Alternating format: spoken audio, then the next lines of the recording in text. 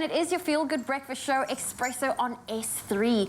Well, our next guest is a SAMA Award nominee. He's a singer, songwriter, a multi-instrumentalist, and music producer.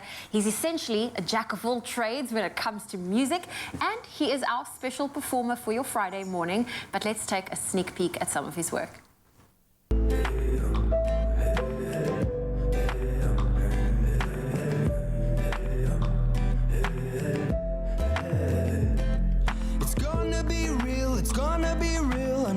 Tell you about the way I feel. It's gonna be real. I feel you near. You have to be real. You've got to be true. You have to be true. The world means nothing without you. It's time to be true. You'll be there soon. You've got to be true. Such a unique voice, ladies and gentlemen. Howie Combrink on your Feel Good Breakfast Show. Can we give him a warm Expresso welcome? There we go.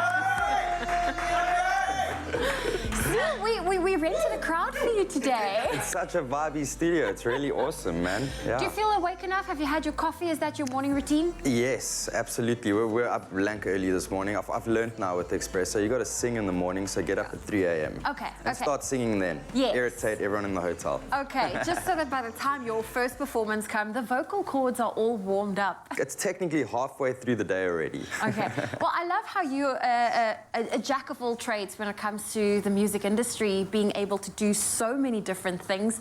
Did your upbringing have a lot to do with that? Yes, I grew up in a studio. My father was a producer, record maker, musician in the Air Force as well, way back when.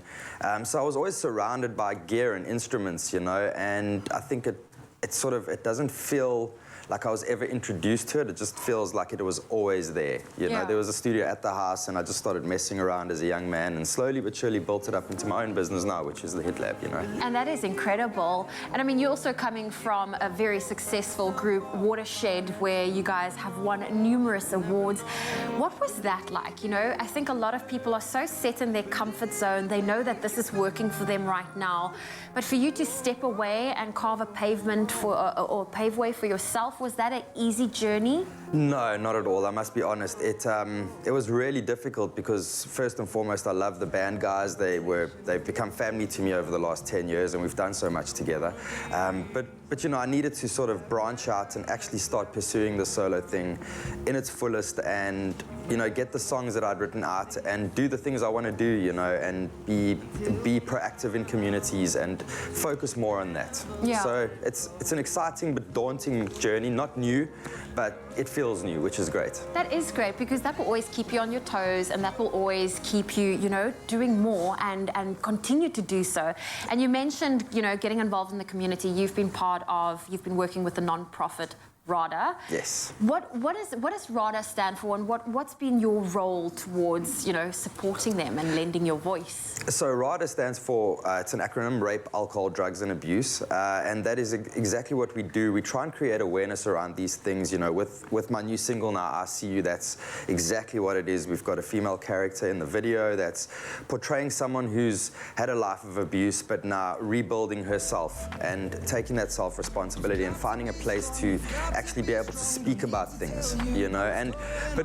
But on the bigger scale, what RADA does is we adopt communities and like homes, orphanages, old age homes, that sort of stuff. And my job is to make music that ultimately turns around, generates royalties. We get these royalties, and we're able to then take these royalties and proactively make a difference at one of the 18 homes that RADA has adopted and does look after.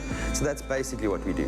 That is incredible. I mean, that is such a great way for you, you know, to give back into the community, and for them to already have 18 homes. And here's to hoping, you know, that they continue to have all of these homes to be able to help those in need. Now, Howie, you've released your new single I think this is the question most of us dread being asked, and now I'm about to ask you, but what other projects have you got lined up as we get into the new year 2022? I hate asking this question, but it's a relevant one. I'm going to be putting out a lot of music this year.